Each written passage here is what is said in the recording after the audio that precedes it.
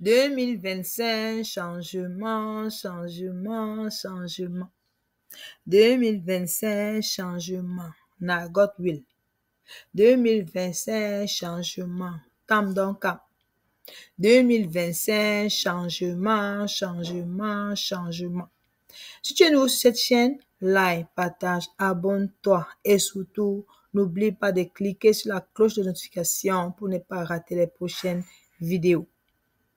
Les amis, nous sommes en 2025 et comme je vous l'avais dit depuis le début de l'année, 2025 c'est notre année. Les amis, lorsque je m'engage, ça veut dire que j'ai dans mon subconscient, j'ai analysé et je me suis dit, cette année c'est la meilleure et je pense que nous pouvons, n'est-ce pas, récupérer notre souveraineté des mains de ceux-là qui nous ont longtemps piétinés. Oui, le peuple camerounais est allé aujourd'hui, le 18 juillet 2025, déposer sa candidature lui-même. Le peuple lui-même est allé déposer sa candidature. Alors, les amis, qu'est-ce que vous en pensez? Qu'est-ce que vous-même vous en pensez? Il est temps maintenant pour nous de mobiliser nos énergies, de rassembler. Oui, les amis, vous avez été présents à Elekam pour déposer votre candidature, la candidature du peuple.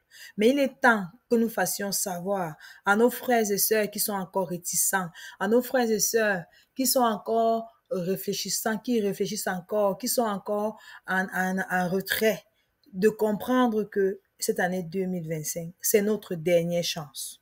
Si nous voulons, n'est-ce pas, un pays libre, un pays où nous sommes capables, n'est-ce pas, de revendiquer sans être piétinés par l'armée. Un pays où le citoyen est au cœur de la République.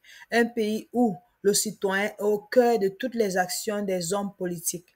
Un pays réellement gouverné. Un pays qui évolue et qui évolue, un pays qui est respecté dans le monde comme tous les autres pays dans le monde.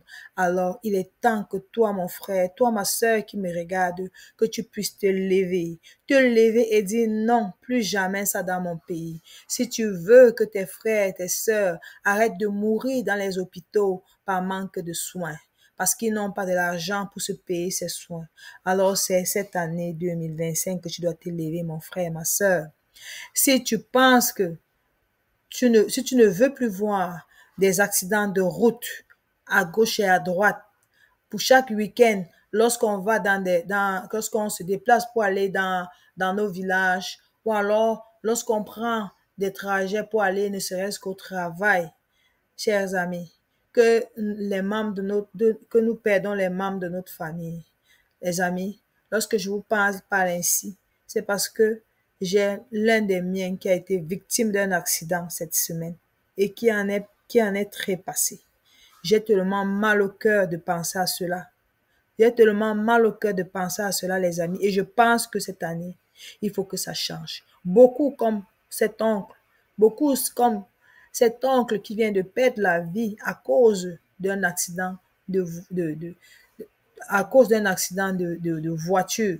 Oui, j'ai un tonton qui a perdu la vie cette semaine à cause de cet accident. Il en est sorti de cet accident avec 2 fractures et il en est décédé.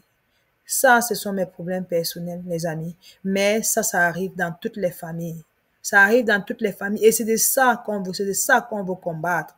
On ne comprend pas comment, dans un pays comme celui-là, oui, les accidents existent et ça peut arriver même dans les pays développés, on n'en disconvient pas. Mais cet accident qui a eu lieu ce jour-là, je pense que ça, c'est juste peut-être, je peux dire que si on avait intervenu un peu plus tôt pour lui, il serait aujourd'hui en vie. Oui, les amis, je ne vais pas venir ici pleurer devant vous, mais je vous dis, chers frères, chers sœurs, chers Camerounais, qu'il est temps pour nous de dire non. Nous voulons des routes, nous voulons l'éclairage public. Oui, nous voulons l'éclairage public. Parce que cet accident a eu lieu, et nous voulons le civisme, que le civisme existe. Oui, beaucoup de personnes meurent sur les routes comme cela, les amis. Nous voulons que tout ça la change. Nous ne voulons plus perdre un membre de la famille par négligence, par incivisme ou parce que je sais pas, parce que le pays n'est pas gouverné.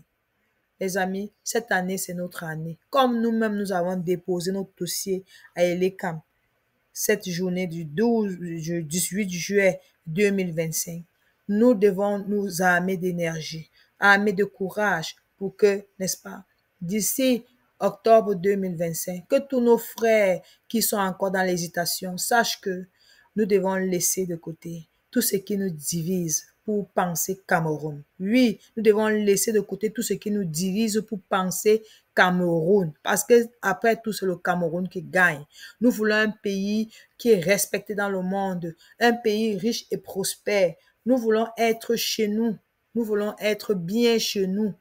Oui, c'est pour ça que nous nous battons, les amis. C'est pour ça que nous nous battons. Il n'y a rien il n'y a rien, nous ne savons pas pourquoi nous pouvons nous étriper alors que nous tous, nous voulons la même chose. Toi, mon frère qui me regarde et qui parle de tribalisme, toi, mon frère qui me regarde et qui dit que non, un Bamileke ne sera jamais un président. Ce n'est pas de ça qu'il s'agit, les amis. C'est du Cameroun qu'il s'agit.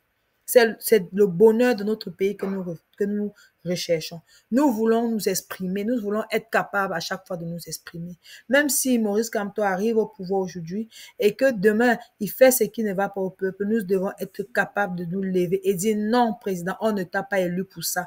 On veut que tu fasses ce que tu nous as promis et c'est ça que nous voulons t'accompagner pour que tu puisses le faire. Alors, chers frères et sœurs, je vous demande, n'est-ce pas, de resserrer les rangs, de venir avec nous. Oui, nous avons des divisions. Vous voyez, en politique, tout est possible. En politique, tout est possible. Même les pires ennemis d'hier peuvent, n'est-ce pas, se mettre ensemble lorsque lorsqu'il y a un objectif que nous visons.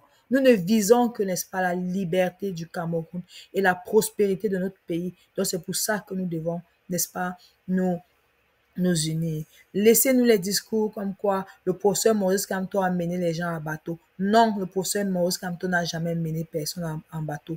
C'est juste que nos dirigeants actuels ne respectent pas les lois du pays. Ils ne respectent pas notre constitution.